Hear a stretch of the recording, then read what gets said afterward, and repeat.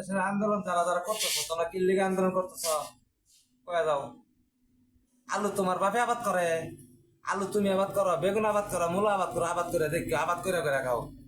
পরে আশা করে কিনলে করো সরকার হবাই আইছে, পরে সুস্থ হইবার দাও, সবকিছু নিয়ন্ত্রণ করবার দাও, পরে কমাইবো। এতদিন 70-80 হেয়ার কালানতে খাইছ, কোনো সঙ্গে হবার কিছু না জানে কিয়া। আর এখন সৈরাছে সরকার কাছে আনবো, এখন তোমরা ফাল পারতেছ, এত ফাল পারলে ফাল ফালান সব বন্ধ করে দিয়ে দিন একবারে, আধা ঘন্টার ভিতরে বন্ধ করে দেন। ফাল পাটা বন্ধ করেন, ভালো থাকেন। 3 বেলা না খান, 2 বেলা খান, ভালো পথে চলেন। চুরি চিন্তাই বন্ধ করে এগুলো সব কিছু ধান্দাবাজ বন্ধ করেন মিয়া, ফাইলে চোদান মিয়া। আলুর দাম বেশি, ধনের দাম বেশি, বেটা সময় দিল না, বেটা বেটার সময় দিতে না। হ্যাঁ ডক্টর বেটার আর তো সাধন আছে, ওই বেটা তোর পকেটে আছে একটা লোকের অনুদান দে, 2-4 হাজার টাকা দিয়ে অনুদান দে। ডক্টর চাইলে পুরো বাংলাদেশটা একবারে একদিনে কোটি কোটি টাকা দান করতে পারে, তোর বাপের ক্ষমতা আছে। তুই আলু নিয়ে আসস, আলুর দাম কমা, আলুর দাম কমাও।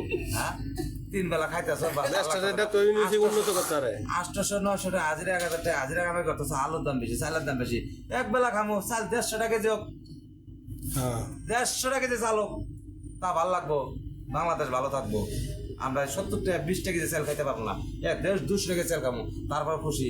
বাইন যদি পলাইছে না, আমরা 500 টাকা চাল খাবো, 400 টাকা আলু খাবো। শেখ হাসিনা বলাইছে খুব ভালো হয়েছে। শেখ হাসিনা পলাইছে খুব ভালো হয়েছে, শেখ হাসিনা ধান্দা বাদ দাও। ইহুদি যারা যারা ওর পক্ষ নিবে, তারা তারা ইহুদি বংশধর। ওই যে ভারতে যাওগা, মানে হরি বলো পূজা দাওগা, মাজারে হাত ধরে ঘুরোগা।